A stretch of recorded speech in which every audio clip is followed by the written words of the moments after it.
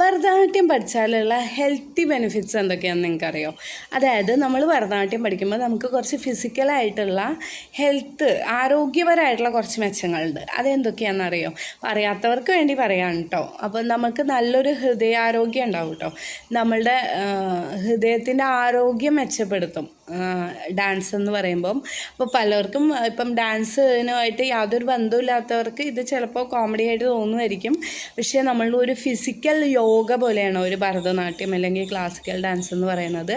അത് നമ്മളുടെ ഹൃദയാരോഗ്യം വന്നിട്ട് ബൂസ്റ്റ് ചെയ്യും കേട്ടോ. അതേപോലെ സ്ട്രെങ്ത്ത്, ചില കുട്ടികൾക്ക് നിങ്ങൾ കണ്ടിട്ടില്ലേ, ഒന്നിനും ഒരു എനർജി ഇല്ലാണ്ട് ടയേർഡായിട്ട്, അങ്ങനെയുള്ള കുട്ടികൾക്ക് കുറച്ചുകൂടിയും സ്ട്രെങ്ത്ത്, നമ്മുടെ ശരീരത്തിന് ഒരു സ്ട്രെങ്ത്ത്, ഒരു ബലം കിട്ടാനായിട്ട് ക്ലാസിക്കൽ ഡാൻസ് ഹെൽപ്പ് ചെയ്യും കേട്ടോ. അതേപോലെ ഒരു ഫോക്കസ് കിട്ടാനായിട്ട് ചില കുട്ടികൾക്ക് ശ്രദ്ധ തീരെ കുറവായിരിക്കും. അപ്പോൾ പഠിക്കുമ്പോൾ ശ്രദ്ധ ഉണ്ടാവില്ല. അപ്പോൾ ആ ഒരു ഫോക്കസ്, ശ്രദ്ധയൊക്കെ കീപ്പ് ചെയ്യാനായിട്ട് ഇല്ലെങ്കിൽ ഇമ്പ്രൂവ് ചെയ്യാനായിട്ട് ഭരതനാട്യം നന്നായിട്ട് ഹെൽപ്പ് ചെയ്യും കേട്ടോ. അതേപോലെ തന്നെ സ്റ്റാമിന, എനർജി, ഫോക്കസ്, ഹൃദയാരോഗ്യം, ഇതൊക്കെ ഇമ്പ്രൂവ് ചെയ്യാനായിട്ട് ക്ലാസിക്കൽ ഡാൻസ്, അതായത് ഭരതനാട്യം നന്നായിട്ട് ഹെൽപ്പ് ചെയ്യുന്ന ഒരു യോഗയാണ് കേട്ടോ ഇത്.